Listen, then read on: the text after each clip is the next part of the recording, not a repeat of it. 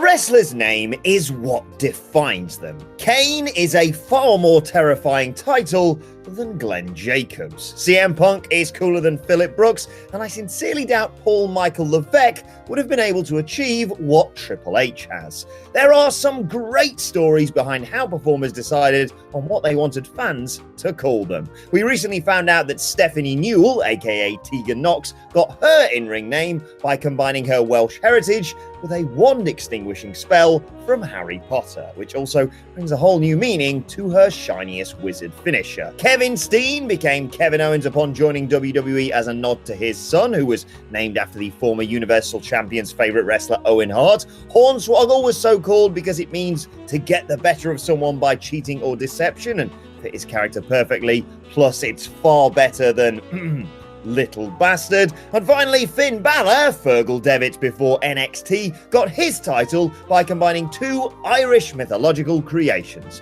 the fabled hero Fionn McCumhale and the one-eyed demon king, Balor. With all that in mind, I'm Adam Wilborn from What Culture, and these are 10 unbelievable origins of wrestler names.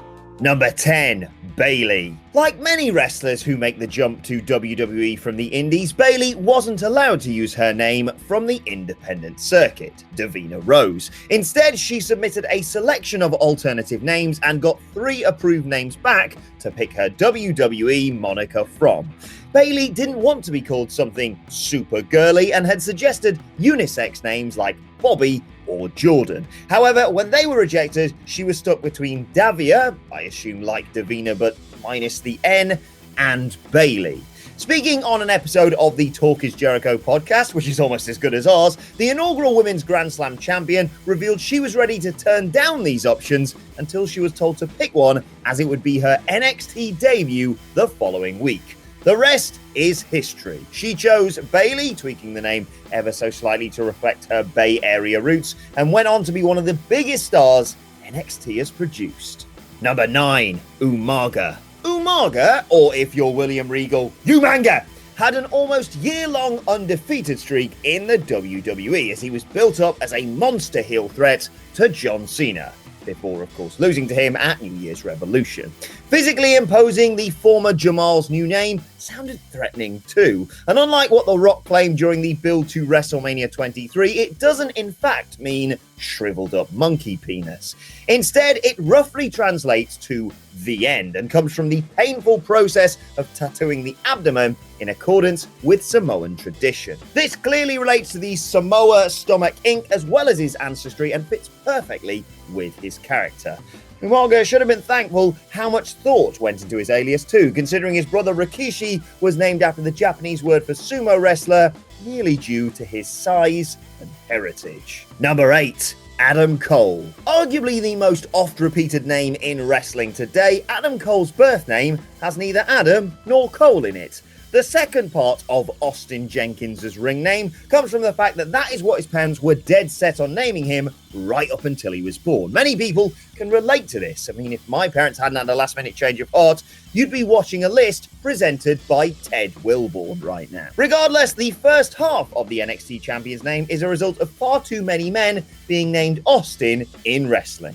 The man himself said it would have been like starting a band and putting the name Beatles in it. I wanted to totally stay away from that, so I became Adam Cole. Yeah, Austin Jenkins, baby! Just doesn't have quite the same ring to it, does it? Number 7. Randy Savage. Randy Poffo worked under numerous ring names during his illustrious career, including his birth name, The Spider, and of course... However, by far the most iconic is Macho Man Randy Savage. The Hall of Famer's nickname did not come from the Village People hit, unsurprisingly. Instead, Randy's mother saw in Reader's Digest that the term Macho Man was being tipped to become hugely popular in the coming years, and so suggested her son use it. Wanting to avoid accusations of relying upon his family heritage in the business, Randy sought out a new surname to define his character. And when the legend that is Ole Anderson told him that his wrestling style was ferocious and savage, the world champion had found his moniker. Number 6. Cactus Jack. Most wrestling fans are aware of the origins of Mick Foley's Mankind personality, who debuted in the WWF in 1996 as a mentally deranged schizophrenic, complete with mask, hardcore in-ring style, and eventually Mr. Socko. Mankind was originally going to be Mason the Mutilator before thankfully cooler heads prevailed and Foley became his most legendary iteration, with the name being a subtle castigation on humanity, courtesy of the double meaning. Regardless, whilst many know where that sobriquet came from, Cactus Jack is a persona with far more mystery surrounding his genesis, and arguably a more intriguing explanation. Unbelievably, it was inspired by a character played by Kirk Douglas in a favourite film of Foley's childhood, The Villain. Cactus Jack was a cowboy outlaw, and when Mick started out in the business, he decided to use it to pay homage to a hero of his youth and as a tribute to the name given to his father's wrestling board game character. Number 5, Hulk Hogan, Sterling Golden, Terry Boulder, the Super Destroyer. You sense that had Hulk Hogan stuck with any of these names, he might not have gone on to become the immortal character that even non-wrestling fans recognise to this very day. Nevertheless, unlike many people on this list, the Hulkster got his name from where you would assume he got it from: the Incredible Hulk. The future world champion was reportedly appearing on a local talk show when the host realised that Hogan was actually bigger than another guest in attendance, the actor who played the iconic Marvel character The Incredible Hulk, Lou Ferrigno. As a result, the legendary wrestler took on the name The Hulk, and when he joined WWF in 1979, Vince McMahon dubbed him Hulk Hogan as he wanted him to adopt an Irish persona. With that, the legend of Hulk Hogan was born. Number 4, Chris Jericho, Jack Action. That is very nearly the name the inimitable Chris Jericho began using when he first got involved with wrestling, believing that such a unique moniker would bring him success. Thankfully, someone told him it was stupid, and instead Le Champion was inspired by his second love, music. The inaugural WWE Undisputed and AEW World Champion took his title from German power metal band Helloween's debut album, Walls of Jericho, and of course would later use it to rename his signature Lion Tamer maneuver. Considering his chameleon-like ability to adapt and never-ending ability to reinvent himself, the Ayatollah of rock and roller could have probably made Jack Action work. But then we would never have got Y2J. Number 3, Dusty Rhodes. There aren't many iconic names in wrestling that evoke an emotional outpouring on the level of Dusty Rhodes. The man is a true legend of the industry, with NXT's tag team tournament being named after him and his son attempting to trademark his name late last year. Wrestling Apocrypha will have you believe that the man born as Virgil Riley Runnels Jr. got his ring name from a New York Giants baseball player in the 50s, but it actually came from the American Dream's father. The Runnels family were based in Austin, Texas, and unsurprisingly, the area in which the Hall of Famer grew up contained a great deal of disheveled and dusty roads. This became a nickname given to the son of a plumber by his dad, and the handle stuck with Dusty Rhodes the entirety of his storied career.